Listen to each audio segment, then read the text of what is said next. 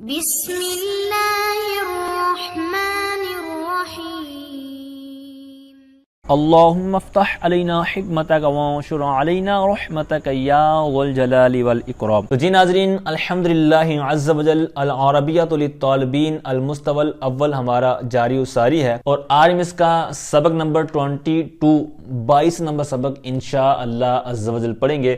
تو آج ہم مزید اس کی 2 مشقوں کو حل کریں گے، التدریب الثالث، اسی طرح التدریب الرابع۔ تو اب یہاں پر بھی سمپل وہی طریقہ کار ہے، لیکن جس طرح میں نے پچھلے سبق کے اندر آپ کو عرض کر دیا کہ مطلب طریقہ کار تھوڑا سا مختلف ہوگا، کہ کبھی مخاطب کی ضمیر ہوگی، کبھی غائب کی ضمیر ہوگی، کبھی اسم کو رکھ دیں گے ضمیر کی جگہ پر۔ تو یہاں پر بھی سیم اسی طرح ہے۔ تیسری مشق کے اندر ساتھ میں غائب کی ضمیر کو لے کر چلیں گے، مذکر کی اور مؤنث کی، پھر جواب کے اندر وہ ہوا یا ہیا آ جائے گا۔ اور اگلی جو چوتھی مشق ہے تو اس کے اندر ضمیروں کی جگہ پر مذکر یا مؤنث نام ہوں گے، پھر اسی طرح ان کے جواب ہوں گے ہوا اور ہیا کے ساتھ۔ تو سیم یہی طریقہ کار ہے، بقیہ کچھ الفاظ ہمیں نئے سیکھنے کو ملیں گے اور ہمیں پریکٹس کے اچھے خاصے مواقع ملیں گے۔ تو آئیے ہم اپنے سبق کی طرف بڑھتے ہیں۔ کہتے ہیں التدریب الثالث اکتب السؤال والجواب کما فی النموذجین۔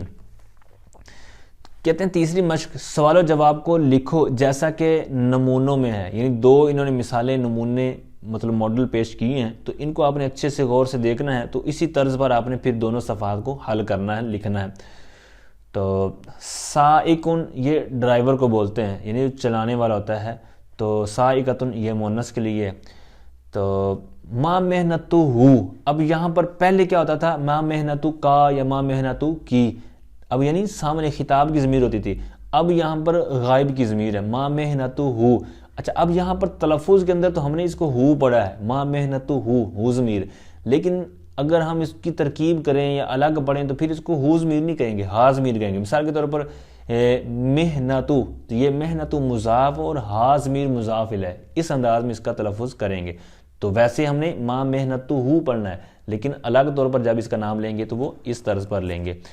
اچھا، اس کا پروفیشن کیا ہے، اس کی مصروفیت کیا ہے، وہ کیا کرتا ہے، ٹھیک ہے۔ تو اب جس کے بارے میں سوال ہو رہا ہوگا تو وہ جب بندہ آپس میں بات چیت کر رہا ہوتا ہے تو وہ ایک مطلب پتہ چل رہا ہوتا ہے کہ یہ کس کے بارے میں بات چیت چل رہی تھی، تو پھر اس کے بارے میں سوال کرتا ہے کہ ما محنت ہو، کہ اس کا پروفیشن کیا ہے، وہ کیا کام کرتا ہے، اس کی کیا جاب ہے۔ تو بہرحال وہ کہتا ہے ہوا سائقن، وہ ڈرائیور ہے، وہ ٹیکسی ڈرائیور ہے۔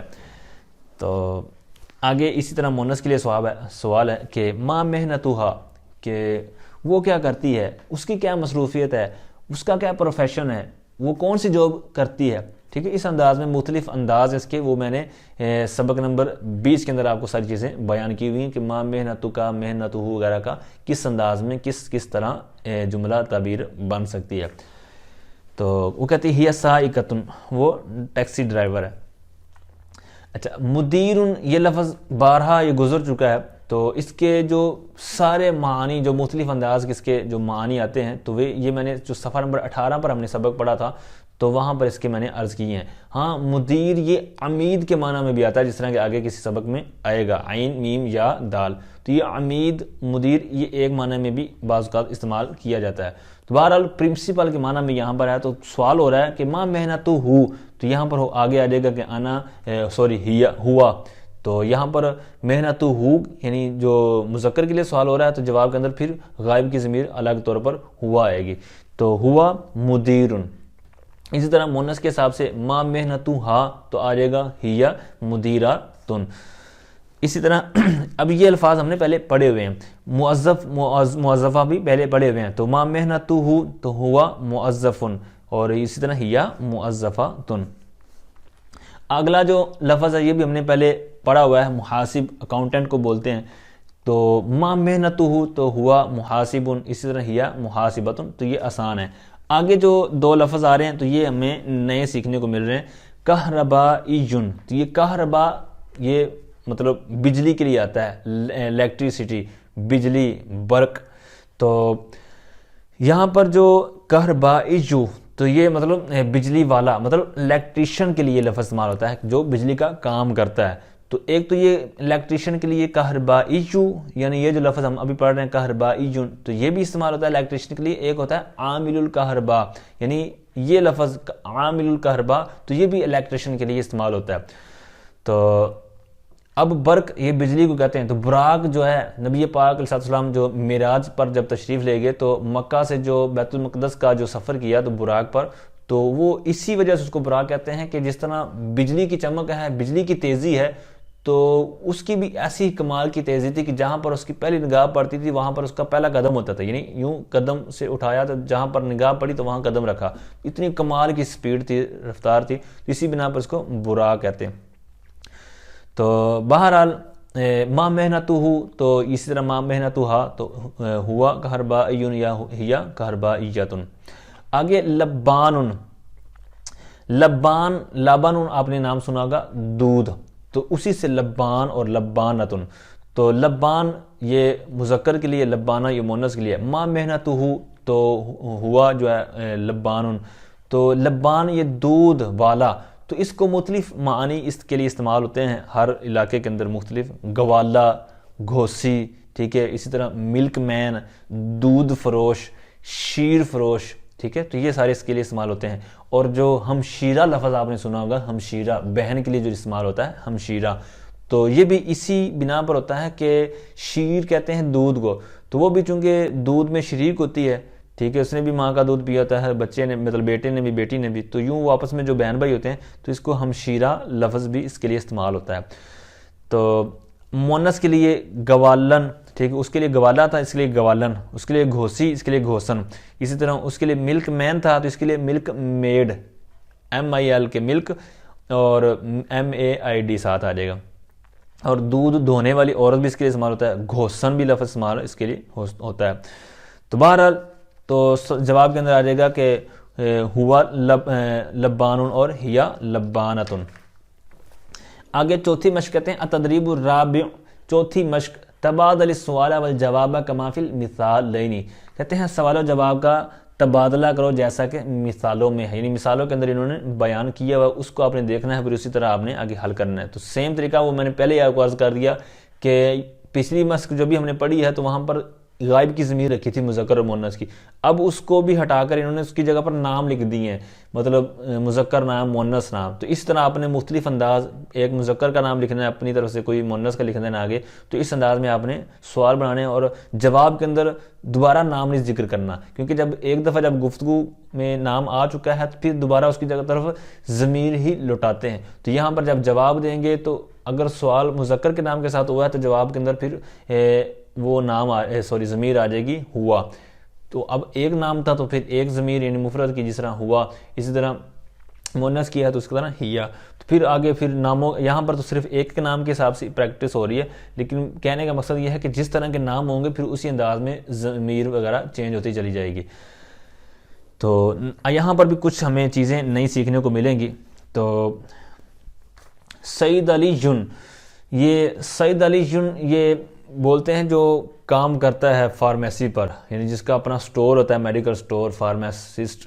تو بہرحال کہتے ہیں ما وظیفۃ خالد, خالد کی مصروفیت کیا ہے, خالد کیا کون سی جاب کرتا ہے, خالد کا پروفیشن کیا ہے, خالد کا کیریئر کون سا ہے, کیا کیریئر ہے اس کی کیا مصروفیت ہے, تو وہ کیا کام کرتا ہے. تو مختلف انداز میں اس کو بھی لے سکتے ہیں. تو جواب کے اندر آ جائے گا ہوا سعید علی جن, ہوا سعید علی جن. تو مراد وہی کہ وہ میڈیکل سٹور والا ہے, وہ فارماسسٹ ہے, ٹھیک ہے, وہ میڈیکل سٹور پر کام کرتا ہے یا میڈیکل سٹور والا ہے. تو اس کو بھی مختلف انداز میں لے سکتے ہیں. اچھا آگے اسی طرح مؤنث کے لیے ما محنت نبیلہ, نبیلہ کیا کرتی ہے, نبیلہ کی مصروفیت کیا ہے, تو کہتے ہیں ہی سعید علیۃ.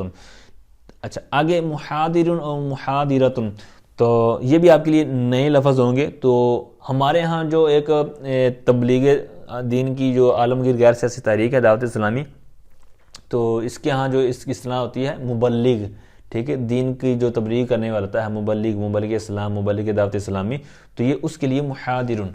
تو اس طرح اس کے اسپیکر بھی اس کے لیے استعمال ہوتا ہے, ٹھیک ہے, اسی طرح لیکچرار بھی. تو بہرحال سوال ہوگا ما محنت خالد, تو اسی طرح نیچے والے سوال میں آپ نبیلہ لگا لیں, ٹھیک ہے, آپ مختلف نام چینج کر سکتے ہیں. تو جواب کے اندر ہوا اور ہیا کے ساتھ آپ نے وہی لفظ لکھ دینا ہے. آگے لفظ ہے حلاق, حلق لفظ آپ نے سنا ہوگا کہ بندہ جب حج یا عمرہ کرتا ہے تو پھر حلق کروایا جاتا ہے, ٹھیک ہے, بعض تقصیر بھی کرواتے ہیں, لیکن جو عام طور پر جو ایک عرصے کے بعد جاتے ہیں یا پہلی دفعہ جاتے ہیں تو وہ حلق ہی کرواتے ہیں، یعنی گانج کرواتے ہیں، ٹنڈ کرواتے ہیں، تو اس کو کہتے ہیں حلق۔ تو اب جو یہ کام کرتا ہے اس کو وہ کہتے ہیں حلاق، جس طرح لابان سے لبان ابھی پڑھا ہے، اسی طرح اور بھی آگے چیزیں آ رہی ہیں، تو اسی طرح یہ حلاق اس مطلب پیشے کو اختیار کرنے والا، تو جو مطلب بالوں وغیرہ کو تراشتا ہے، کاٹتا ہے، کٹنگ کرتا ہے، تو یہ اس کے لیے حلاق اور حلاقہ کا لفظ استعمال کیا جاتا ہے، مطلب نائی، حجام۔ تو یہ تو پرانے لفظ ہو گئے، اب تو جناب ون سونے نام ہیں، جیسے مثال کے طور hair cutter, barber, hairdresser, hair stylist, ٹھیک ہے، تو اس طرح مطلب مختلف انداز اس کے لیے استعمال ہوتے ہیں۔ تو ما محنت خالد، ما محنت خالدہ یا نبیلہ، تو پھر اسی طرح آ جائے گا کہ ہوا یا ہیا، مطلب پھر آگے اسی طرح حلاق اور حلاقہ آ جائے گا۔ آگے خبز، روٹی کے لفظ آپ سنا ہوگا، خبز روٹی، تو اسی سے خباز، خبازہ، ٹھیک ہے، تو مطلب روٹی بنانے والا، نان بائی، روٹی بنانے والا۔ خباز کے لیے فران، فا را شادی کے ساتھ اور الف نون، تو یہ فران لفظ بھی استعمال ہوتا ہے، آگے آئے گا کسی جگہ پر۔ تو ما محنت، ما وظیفت خالد، اسی طرح ما وظیفت خالدہ، تو پھر آ جائے گا ہوا یا ہیا خباز خبازاتن۔ آگے خدریجن اور خدریجتن، تو سبزی فروش، سبزی کا کام کرنے والا، سبزی بیچنے والا، تو اس کے لیے یہ لفظ استعمال ہوتا ہے۔ تو خدریجن یہ مذکر کے لیے ہے، خدریتن یہ مؤنث کے لیے ہے، تو سوال وہی ہو جائے گا کہ ما وظیفت خالد، ٹھیک ہے، ما محنت خالد، اسی طرح مؤنث کے لیے ما وظیفت یا ما محنت خالدہ یا ہندہ یا زینب، تو بہرحال جواب میں آ جائے گا کہ ہوا خدریجن، اسی طرح خدریجتن۔ آخر میں کہتے ہیں فاکہانیجن اور فاکہانیجتن۔ فاکہتن لفظ آپ نے سنا ہوگا، پھل کے لیے، فروٹ کے لیے آتا ہے، تو اسی کے ساتھ آپ نے جب نسبت کی یا لگا دی تو مطلب جو پھل بیچنے والا، پھل فروش، تو اسی کے بارے میں سوال ہو گیا کہ ما محنت خالد، ما وظیفت خالد، تو کہہ دیں گے ہوا فاکہانیجن، اسی طرح مؤنث کے لیے آ جائے گا اس کی نام کی جگہ پر ضمیر یا فاکہانیجتن۔